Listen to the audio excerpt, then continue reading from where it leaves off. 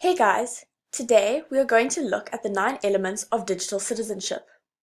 I will discuss what they are and give you information on all 9, and hopefully by the end of this video you will understand the elements a bit more.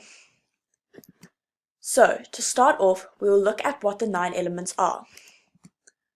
We have digital access, digital commerce, digital communication, digital literacy, digital etiquette, digital law, digital rights and responsibilities, digital health and wellness, and digital security. These 9 elements don't have to be put in a specific order, but can be put into 3 groups. These are the learning or working group, the behavior and environment group, and the external issues group. The learning or working group is made up of digital access, digital communication, and digital literacy. The behavior and environment group is made up of digital etiquette, digital security, and digital rights and responsibilities.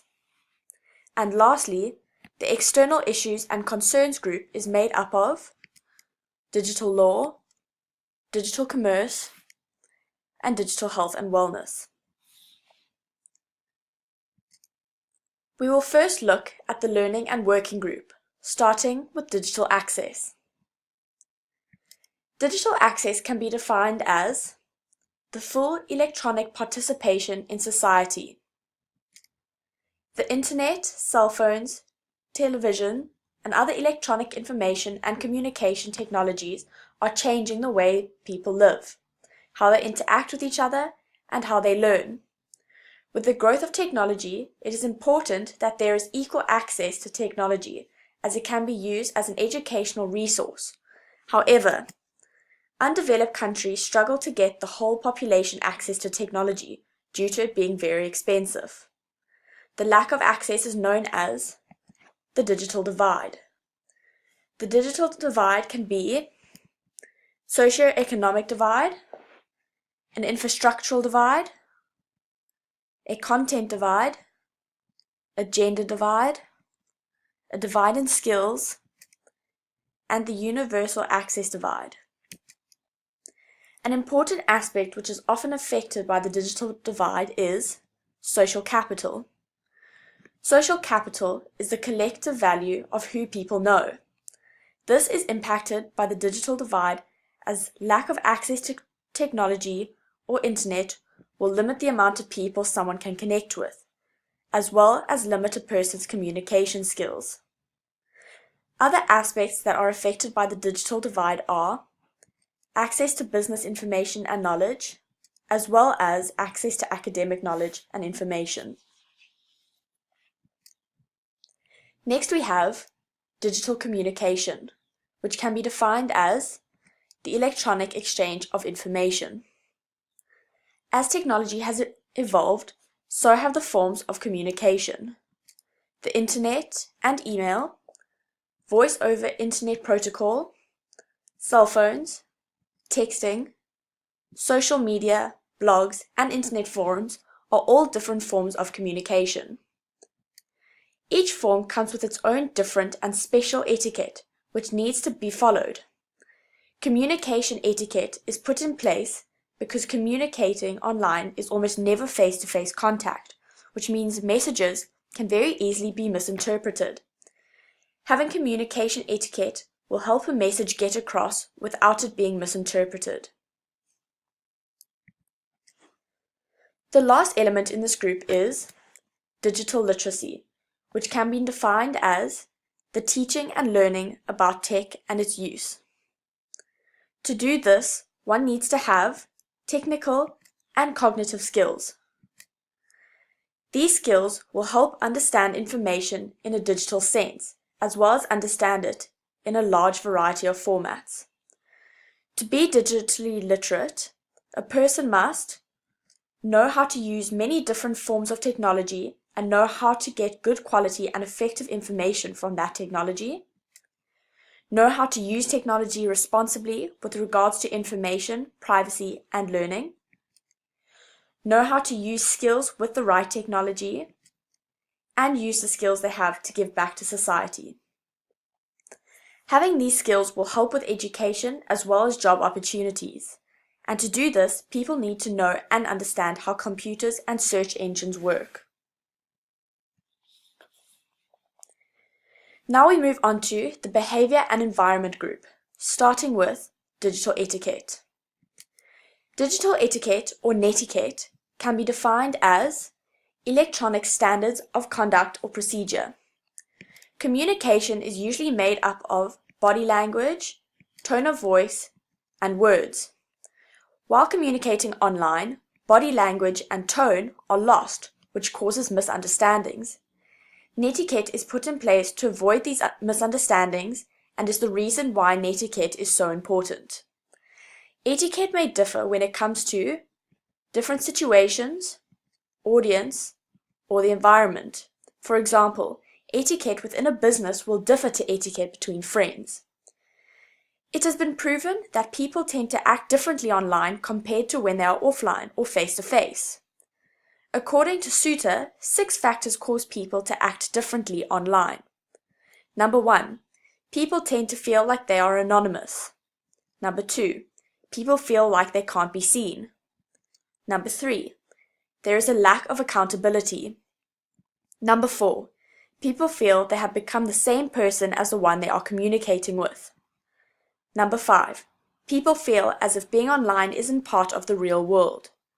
And number 6, people feel as though they won't be held responsible due to no direct policing. Next we have digital security, which can be defined as electronic precautions to guarantee safety. Let's start with devices and software. There are many risks that our networks and devices may experience. Malware such as adware, bots, bugs, ransomware, rootkits, spyware, Trojan horses, viruses, and worms pose a threat to networks and devices. Next, we have fraud and crime. These include scams, pornography of children, identity theft, cyberbullying, etc. To prevent all of this, there are many tools and methods such as using antivirus software, using secure database tools, keeping passwords safe, and having a multi-layered defense, etc. The last element in this group is digital rights and responsibilities, which can be defined as those freedoms extended to everyone in the digital world. When it comes to digital rights and responsibilities, there are 4 categories. Social, which includes all the rights and responsibilities involved with society and using the access to the internet to benefit the society in some way. Business, which includes all the rights and responsibilities involved with businesses and how they use the internet to market themselves. Education, which includes all the rights and responsibilities involved with education and the use of information gained from the internet. And individual, which includes all the rights and responsibilities involved with yourself and how you use the internet to benefit yourself. We now move on to our last group, which is the external issues and concerns group, starting with digital law. Digital law can be defined as the electronic responsibility for actions and needs. When looking at digital law, it is important that we look at ethical and legal issues in society and in the business world. Let's start with society. As citizens, we must make sure we know how our actions will affect our community. The ethical issues surrounding society are copyright, freedoms, privacy, cultural perceptions, and pornography. There are also issues with regards to socio-cultural elements such as commodification, acculturation, behavior, privacy, and crime. Now we move on to the ethical and legal issues in the business world. This can be split into 3 groups: employees and company, which includes data protection, protecting digital content, and the use of the company's technology. The next group is the company and the employer, which includes protecting against cyberbullying, protecting employees' information, ergonomics and health, etc. And the last group is the company and the consumer, which includes ethical digital communication, advertising and marketing tactics, no spamming, no false claims, etc. To prevent South African citizens, there are a few laws that have been put in place, such as the Electronic Communications and Transactions Act and the Protection of Personal Information Act.